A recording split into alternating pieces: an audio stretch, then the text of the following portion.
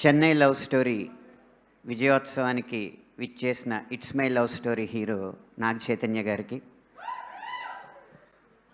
మా బృంద సభ్యులకి అందరికీ నమస్కారం. ఈ సినిమాకి అందరికంటే మొట్టమొదటి రివ్యూ రాసింది ఎవరో తెలుసా మీకు? ఈ సినిమాకి మొట్టమొదటి రివ్యూ రాసింది అనంత్ శ్రీరామ్.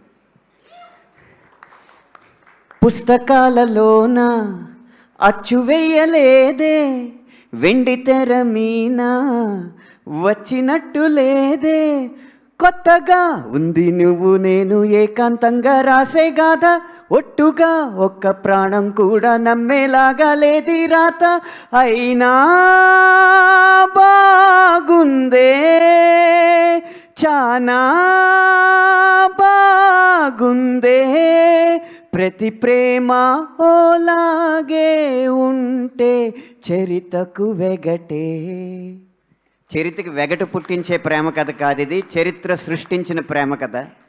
కథ వినగానే రాసిన రివ్యూ, ఇంకా ఏ రివ్యూ వచ్చినా మాకు అనవసరం అనుకున్నాం. సినిమా విడుదలైన తర్వాత ప్రేక్షకులంతా రివ్యూ అన్న మాట మర్చిపోయి లవ్ యూ అన్న మాట మాత్రమే మనసులో పెట్టుకున్నారు. ప్రతి సక్సెస్ మీట్లోనూ పొగడ్డం అనేది మీకు కూడా బోరు కొడుతుంది కదండి, సరదాగా తిట్టుకుందాం ఈసారి. మొట్టమొదటి అక్షంతలు ఎస్కేఎన్ గారికి వేద్దాం సరదాగా.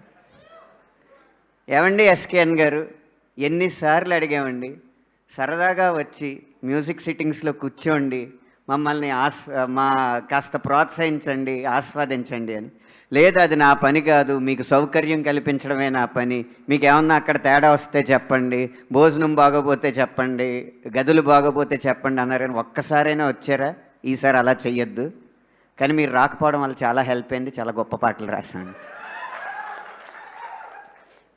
సాయి రాజేష్ గారు, ఏదైనా పాటకి పల్లవులు రాస్తాం, 4-5 ఆప్షన్స్ రాస్తాం, ఇలా కావాలి ఇలా కావాలి ఇలా కావాలని. 4 ముందు పెడితే ఈ 4 నాకు పాటలో కావాలని అడుగుతారు. ఒక పల్లవుగా ఉంచుతాం, మిగతా చరణాల్లో ఆ ట్యూన్లకి అడ్జస్ట్ చేయడానికి ఎంత కష్టపడతామండి. కాస్త సెలక్షన్ చేసి మమ్మల్ని కష్టపెట్టండి. ఇది సాయి రాజేష్ గారికి పడిన తిట్టు. ఇంకా రవి గారు, ఆయనకి నచ్చకపోతే నచ్చలేదని చెప్పడానికి 4-5 రోజులు పడుతుంది.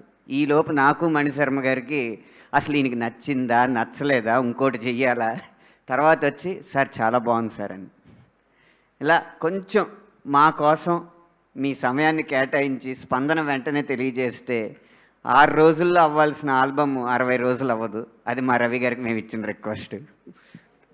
ఇలా వీళ్ళందరినీ తిట్టుకుంటూ పోతే తీయగా చాలామందిని తిట్టుకోవాలి, కానీ తిట్లు కాదు, మాకు టికెట్లు ముఖ్యం. అవి సోమవారం మంగళవారం కూడా హౌస్ఫుల్స్కి దగ్గరలో కలెక్షన్స్ వస్తున్నాయంటే ఈ సినిమా పెద్ద విజయం సాధించింది అనడానికి అదే తార్కాణం. సినిమా ఇండస్ట్రీలో ఏ సినిమా బృంద సభ్యులైనా ఆదివారం వరకు చెయ్యి గుండెల్లో పెట్టుకుని గుండె చెయ్యిలో పెట్టుకుని వెయిట్ చేస్తూ ఉంటారు. నిన్న సోమవారం వచ్చిన ఫలితాలు ఈ సినిమా స్థాయిని నిర్ణయించినాయి. ఇంత గొప్ప విజయం ఇచ్చిన మా తెలుగు ప్రేక్షకులకి ధన్యవాదాలు తెలియజేసుకుంటున్నాం. ఇక రివ్యూల్లో కొంతమంది, అంటే ఇన్స్టాగ్రామ్ అకౌంట్ ఉన్న ప్రతి ఒక్కరూ కూడా నేను రివ్యూ చెప్పచ్చు అనుకునే ఈ సంస్కృతిలో కొంతమంది ఏంటంటే సెకండ్ హాఫ్ డల్ అంటే రెండే మాటలు అంటారు. అదే రివ్యూవర్స్ అయినోళ్ళకి ఆకుల్లోనూ కానోళ్ళకి కంచాల్లోనూ పెట్టినట్టు ఇదే స్క్రీన్ ప్లే, ఇదే రైటింగు మలయాళం సినిమాలో ఉంటే మ్యాజిక్ అంటారు, తమిళ సినిమాలో ఉంటే టెరిఫిక్ అంటారు, కన్నడ సినిమా అంటే క్లాసిక్ అంటారు, హిందీ సినిమాలో ఉంటే హోలిస్టిక్ అంటారు, తెలుగు సినిమాకి వచ్చేటప్పటికి ఎందుకో మరి ప్యానిక్ అయిపోయి పాండమిక్ అంటారు. అదే నాకు అర్థం కాదు. ఆదరించండి, కొత్త ప్రయత్నం వచ్చినప్పుడు కొత్తగా చూడడానికి ప్రయత్నించండి. నచ్చకపోతే మీ ఇంట్లో చెప్పుకోండి. టికెట్ మీరు కొనుక్కున్నారు కాబట్టి ఆ డబ్బులు ఎవరిని గనక బాధ పెడతాయో మీరు ఖర్చు పెట్టిన డబ్బులు వాళ్ళకు మాత్రమే చెప్పుకోండి. కెమెరా లెన్స్ ముందు వచ్చి చెప్పినప్పుడు సెన్స్తో మాట్లాడాలి. అది ఉన్నప్పుడు మిమ్మల్ని గౌరవిస్తారు ఎవరైనా. ఈసారి నుంచి కాస్త రివ్యూవర్స్ కూడా కాస్త మనసుతో రాసిన కథల్ని మనసుతో ఆలోచించి మాట్లాడడం నేర్చుకుంటే మంచిదని మనస్ఫూర్తిగా కోరుకుంటున్నాను.